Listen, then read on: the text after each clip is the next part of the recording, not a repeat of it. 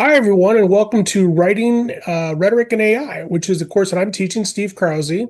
And what I'm going to do is walk you through a little bit about the overall course, just give you sort of an overall outline of what we're going to be doing this semester. And I'll try to keep this as quick as I can. Um, if you have questions about the course and how I'm describing it and all that, ask them down below when you're done. When it comes to introducing yourself, that's going to be another discussion, and I'll get to that in just a second. Okay, so let's take a look at the course. So this is a special topics course. It's one that I haven't taught before. It's based on AI stuff and some of the things that I've been reading and writing about for really the last couple of years since it came out in 2022. ChatGPT, that is, came out in 2022. But even before that, there was some AI things intersected with the writing that I found interesting. As I say in the course description, we'll explore the relations between writing, rhetoric, and artificial intelligence, engaging with historical perspectives and contemporary debates. Um, and that's kind of like, well, that's a sort of a brief thumbnail of what we're going to do. The thing that's tricky about AI is it's very quickly changing, and that makes this course a little bit more moving than, say, if I was teaching a course in Shakespeare, right, where we kind of have everything from Shakespeare, and it's not much has changed in Shakespeare studies really that much. Whereas something's going to come along in the next month or two that could really upend what we think of AI now. That's how it's been going for the last couple of years. So I mention this because it means that there's going to be some changes with the course, and it means that we're all kind of in this together, where it's all new to all of us. So it might be a little bit more fluid, let's say, than some other courses that I typically teach or that maybe you typically take. All the readings for the course will be available through the website. There's no textbook or anything like that, but you need to have some way of reading those readings. If you just scroll on the screen, especially with some of the more complicated readings, you're really not going to get it. So I really recommend strongly that you either print off the readings or you use some kind of tablet device. Like I use an iPad that allows me to, an application that allows me to pay for or to take notes on PDFs and things like that. So you really do need some kind of tool like that. The other thing that you probably need to be aware of right off the get-go is that you're going to have to use AI. Now, I mention this because there are students I have had who basically refuse to use AI, and I respect that, but you can't really take a course in artificial intelligence where we're supposed to be learning about artificial intelligence and refuse to have anything to do with it. And that's the thing that'll come up later on. So if you're someone who's basically at right now saying there's no way I want to have anything to do with artificial intelligence, actually doing it, I didn't think I'd had to actually work with it in a course like this, you should probably drop it. But chances are, if you signed up for a course called Writing, Rhetoric, and AI, you kind of know what's coming along. The other thing I want to mention is about this is that you don't have to do this, but you should probably pay for either ChatGPT or Claude, which is are one of the other big legacy AI softwares. We'll talk about this in the next week or so of class. I would recommend that you pay for Google Gemini because you actually have access to the upgraded version of that through your EMU account, because EMU is signed on with Google with part of the Google suite. Um, Both ChatGPT and Claude are about $20 a month for the basic professional, well, not professional, but personal version of it that gives you a little bit more functionality, and you can do it from month to month. So I would really recommend giving it a try for the duration of the course. Then if you're still interested, you can keep using it, but otherwise, don't. It's an online course. It's asynchronous, which means we'll never have a meeting with Zoom or anything like that. But don't think that it's a self-paced course, because there is a very specific schedule in terms of how the discussions work, and you need to be present throughout the course. Okay, you'll see when we get talking about the discussions for a second that there are frequently places where you're supposed to be chatting with others about things going on in the course. But if you're some reason just completely gone from the course and you don't participate at least twice in a week, I'm going to count you as virtually absent. And if you are virtually absent too many times, you might not be able to pass. Now, I've got to be honest, I've never actually had to fail somebody as a result of being virtually absent. But the reason why this policy exists is I did have students a few years ago who would be just gone. And they were like, what's the problem with that? And so I'm like, well, there's a problem with that. Okay.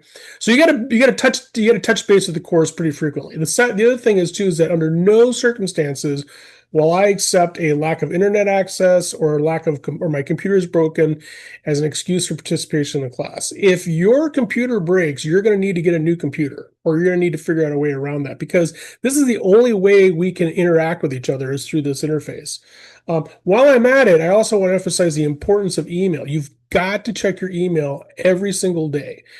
That's important because if you do something like, for example, you don't properly share a Google document for people to, so they can read for peer review, or so I can comment on it if you hand it in or something like that, I will email you and say, please fix this. If you don't fix it in 24 hours, basically, it's late, and then I'll start assessing grade that way. So you've got to check your email in case something comes up, because otherwise I can't tell you what's going on, and you can't tell what's going on. Okay, so those are two biggies here. You've got to be present in the course.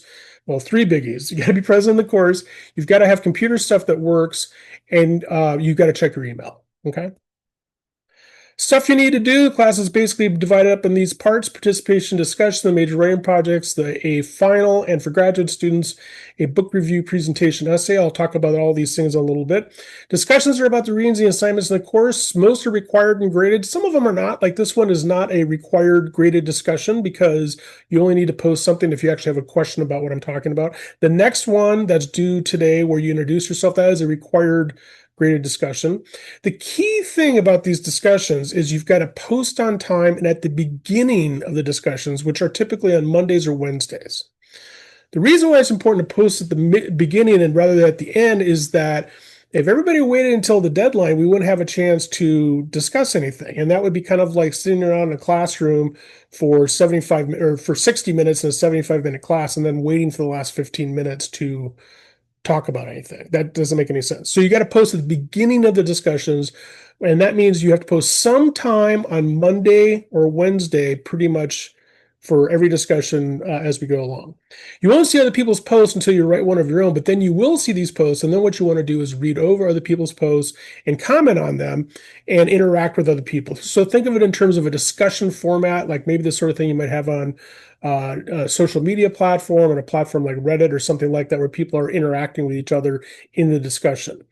Your posts for peers, for them to count towards the grade, have to be at least 4 hours apart. This is to prevent a phenomenon I refer to as post and go. So let's say you post your initial post on Monday at 10 o'clock in the morning. You write your post, and then all of a sudden you see 10 other posts that you can respond to. You respond to a couple of them, boom, boom, right there, and you say, okay, I'm done. And then you don't ever come back to the discussion. Well, that defeats the purpose. The purpose is for all of us to have a discussion and to interact with everybody. So what you really should be trying to do is post initially on Monday or Wednesday, and then come back to it later on Tuesday, and then maybe come back to it later on Wednesday while you begin posting on the next one, and so forth, okay? These posts should be conversational. They're not mini essays, maybe 150, 200 words long. You don't want them to be too short, though. You don't want to just say something like, well, I agree with what Joan said, because that's not very useful. Here's how I grade these. I basically just count posts. So if your initial post is on time and you respond to 2 or more of your classmates at least 4 hours apart in the discussion frame time, that's an A. And I'll give it a 4 because there's a GPA grading thing on Canvas now.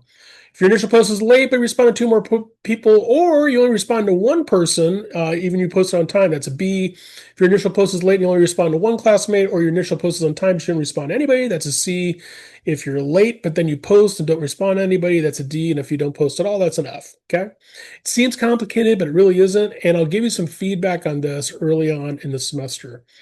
I divide the grade for participation into 2 halves, and each half is worth 125 points. And the way that I'll figure out the grade is basically figure out your GPA, if you will, for the discussions, translate that into a letter and a percentage, and give you a grade. So the major writing assignments, there's 3 of them, and we'll talk about the major writing assignments in some detail starting on Wednesday. But the 3 are AI writing experiment, reflective essay, where we do a series of experiments, writing and making things with AI, An AI news update and collaborative annotated bibliography, which is an assignment where you'll be gathering new information about AI during the semester, and a AI research question essay in which you'll be doing write a small research essay where you explore some kind of question that you have about AI. Like I said, we'll talk about all these in more detail on Wednesday, or start talking about them Wednesday. Um, you need to use Google Documents for all these assignments from beginning to end. That is, from the very beginning part of when you first start, you open up a document and you first start typing all the way to peer review, any changes that you make, and handing it in to me all have to be the same Google document. Okay. If you use something, you can copy and paste from another source like Microsoft Word into the essay. You got to use Google Docs for it. And if you use something like Grammarly to check, proofread and things like that, you need to make the changes in your Google document manually. Don't just copy and paste from Grammarly. Now, I do this for two reasons. One is because I want to be able to see as the teacher your writing process. So one of the things that Google Docs does really, really well is it saves a version history of all of your revisions. So like every few minutes, it saves what you did. The other reason I'm interested in this is I want to make sure that you're not doing anything cheaty wise with AI. And the thing about AI is that usually when people are not using it properly, a whole big bunch of text will just appear all of a sudden in the Google Doc, and that's sort of a tip off to me that, well, maybe you didn't necessarily write that. So use Google Docs from beginning to end. It'll make all of our lives a lot easier. You need to use MLA style to cite your essays. I'm assuming since this is a 400/500 level class, you're familiar with MLA style. Although I do know that some of you are not necessarily English majors. It's not that hard. It's something you'll have to catch up with and figure out. And I'm also here to help with that as well. I can point you to some resources, and if we need to, we can spend some time brushing up together on how MLA style works. Don't be late. If you miss a peer review, I'll dock you a half letter grade for that. And if you're late on a final essay, I'll dock you a half letter grade on the assignment for every 72 hours it's late. There's one exception to this. If you let me know before something is due that you're going to be late, I will usually grant you an extension. But again, you have to let me know before it's due. Okay. Graduate students, you get to do a book review presentation essay. I'll meet with the graduate students to discuss and select a book with you. We'll either work that out as a small group activity or I'll meet with you individually. But basically, each of the grad students in the class will make an 8 to 10-minute video presentation about the book that they've selected, that I've helped them select too, and that will be shared with the rest of the class, and that will become a reading assignment during the class as well. And then you'll write a short essay that's going to be, it's a book review, like the sort of thing that might show up in a place like the New York Times or a similar outlet. Okay. There's a final. This is best to think of as an opportunity for success, because basically what I'm trying to do here is just keep everybody accountable for participating in the discussions and for using those discussions and looking at those texts and reflecting on them in a way that's useful, not just for the other assignments in the class, but for the class overall. So you'll definitely make references to the readings in your essays that you write, and it'll be part of your research too. But again, this is a sort of way to tie it all together. As long as you keep up with the readings, it'll be no big deal. It's due at the end of time, which is December 17th, 2025 at 5 p.m. And we'll talk more about that in some detail later on too. Few grades and fine print things. If in order to pass the course, you must turn in all the major writing projects regardless, and the final, regardless of whatever grades you earned in the class. This is important because if you decide I just want to blow off the final, you would fail. Here's a grading scale of percentages because there's different points for graduate students versus undergraduates. The fine print at the end of the syllabus gives you a bunch of different links to different resources on campus and gives you some technical language. But what it really boils down to is, don't plagiarize, don't cheat. Okay. All right. Now let's take a little look at the Canvas website. I'm going to click here, view as student. So it looks exactly, well, mostly what it looks like for you as opposed to for me. Again, this first thing you want to do if you haven't looked at it already is syllabus. That's just what I was just talking about. Read this over yourself. Okay, make sure you understand everything that's there. And then here's how the schedule of this works. So you probably came to this, and if you did the thing right, you clicked here. Now there's a video here. I'm making that video, which is why it's not showing up right now. And this is if you have questions about the video, you should, this is where you should reply. This is where you should ask those questions, okay? Then you look here and you see the schedule for the semester. A lot of times students want to like pay attention to this to-do list over here and only the to-do list. The problem with the to-do list is that sometimes it's not accurate. And that has to do with my problems in working with Canvas. Sometimes I just screw it up. Now, this part, the schedule here, this is always going to be accurate. So you start with the class introductions, and then the other thing that's required for this is required discussion on first day of class, which is introduce yourself and tell us what you think about AI so far. Okay, so I have a little example of myself here. You don't have to write as much, but you get the idea. This is who I am, and this is what I think about AI so far. Okay. The way that the class goes then is we'll do that beginning on Monday and finishing on Wednesday. And the beginning on Wednesday, August 27th, and finishing on Friday, we'll have these discussions. We'll talk about the readings. We'll talk about how you get access to the AI News and Update assignment website. And then we'll talk about this first essay here. And this is how and then we have Labor Day. And this is how the class progresses. So in other words, these three discussions are all due. You need to post them by the end of the day on Wednesday to be successful and keeping up with the course. I have the first half of the course laid out here. And if you'll notice that most of these readings are very much about writing and education and working professionally, as in like the professional writing world with AI. So I try to keep the first half of the class a little bit more focused on education and writing issues. And then I kind of want to see what happens during the first half of the class before we get to the second half of the semester, okay? And there's two reasons for that. One is because, like I said, I haven't done this class before, so I'm not quite sure if I'm assigning too much or too little in terms of the pacing of things. And so I'm not sure that the schedule will hold the way that it is. And so we might have to leak into the second half of the semester. Also, I want to find out what topics you're interested in. So I have some ideas here that we can definitely be talking about. The environment, the refusal, rejection movement about AI, the future progress or not of AI, and so forth. But I also want to hear what possibilities, ideas that you have through your research and through things that you've done that we can, work into classes, the discussion. These here are the tentative deadlines for other things in the second half of the semester. Just give you an idea. Some things this could definitely change though, so take it with a bit of a grain of salt. So I think that's about it. That's the sort of general overview of the class. Again, like I said, this is the time where if you've got questions, ask them down below. Otherwise, welcome aboard and let's get started. See you, everybody.